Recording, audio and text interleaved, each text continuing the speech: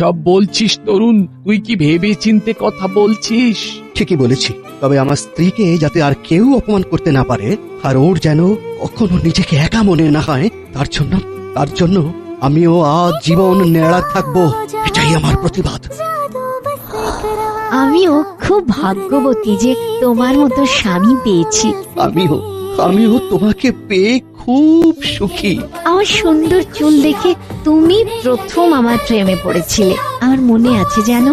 আর আজ আমার এই ন্যাড়া মাথা অবস্থাতেও তুমি আমাকে এত ভালোবাসো। কাউকে ভালোবাসলে তার দোষ গুণ সবটা নিয়েই ভালোবাসতে হয়। তাছাড়া সুন্দর চেহারা তো কিছুদিন চোখের আরাম দেয়, আর যে মনের মানুষ সে আজ জীবন প্রাণের আরাম দেয়। বুঝেছ আমার নেড়ি বউ?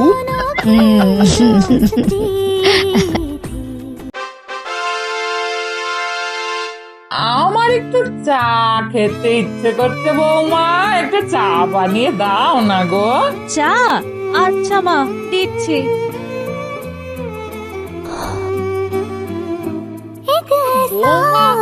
বসিয়ে দিলে নাকি? হ্যাঁ মা, বসিয়ে দিয়েছি। না, চা করতে হবে না, তুমি বরং আমাকে একটু লেবুর শরবত করে দাও। কিন্তু আপনি যে এক্ষুনি বললেন চা খাবেন। বললো আমার শরবত খেতে ইচ্ছে করছে। ঠিক আছে মা, বানাচ্ছি। एका नाम सीनो पर कथे जुम्बो रिश्ता हो ও মা, তাহলে তুমি বরং চাটাই করো। চা খেলে শরীরে বেশ একটা আমেজ আসবে। কিন্তু শরবত? শরবত খাবো না, চাই। এইবারে ভালো করে চাটা বানিও তো। মা, আপনার র চা। রোজা? না না না, রোজা নয়, দুধ চা নিয়ে এসো বৌমা। দুধ চা খেতে আমার একটু চা খেতে ইচ্ছে করছে বৌমা, একটু চা বানিয়ে দাও না গো। চা? আচ্ছা মা, দিচ্ছি।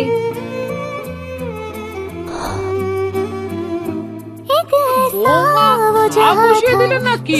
হ্যাঁ মা, বসিয়ে দিয়েছি। না, চা করতে হবে না, তুমি বরং আমাকে একটু লেবুর শরবত করে দাও। কিন্তু আপনি যে এক্ষুনি বললেন চা খাবেন। বললো আমার শরবত খেতে ইচ্ছে করছে। ঠিক আছে মা, বানাচ্ছি। एका नाम सीनो पर कथे जुम्बो रिश्ता हो ও মা, তাহলে তুমি বরং চাটাই করো। চা খেলে শরীরে বেশ একটা আমেজ আসবে। কিন্তু শরবত? শরবত খাবো না, চাই। এইবারে ভালো করে চাটা বানিও তো। মা,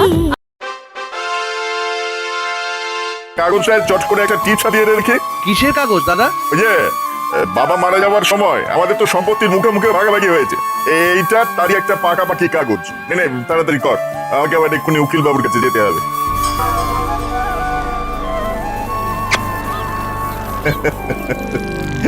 না দেখে শুনে এই কাগজটায় টিপছাপ দিয়ে দিলে, একবার অন্তত পড়ে দেখতে পারতে। দাদা নিজে হাতে করে এনেছে, ওতে আবার দেখার কি আছে? আমি মাঠে যাচ্ছি গো। স্পষ্ট করে লেখা আছে, তোর স্বামী আমার স্বামীর কাছ থেকে 10,000 টাকা নিয়েছে, আর যতদিন ওই টাকা শোধ না হচ্ছে ততদিন তোর স্বামী আমার স্বামীর দাস।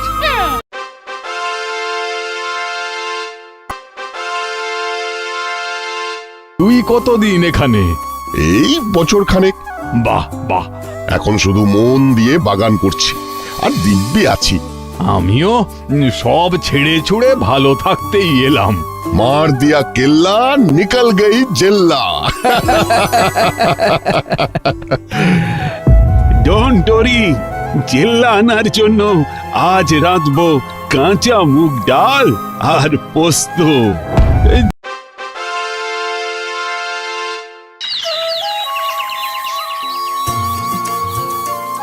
বাবা, আজ থেকে তুমি যা বলবে আমি তাই শুনবো, কখনো তোমার অবাধ্য হব না।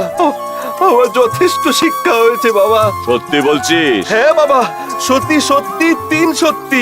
এবার আমাকে ঘরে ঢুকতে দাও। আয়, এক রাতে তোর মুখটা শুকিয়ে গেছে। আয় আয়, ঘরে আয়।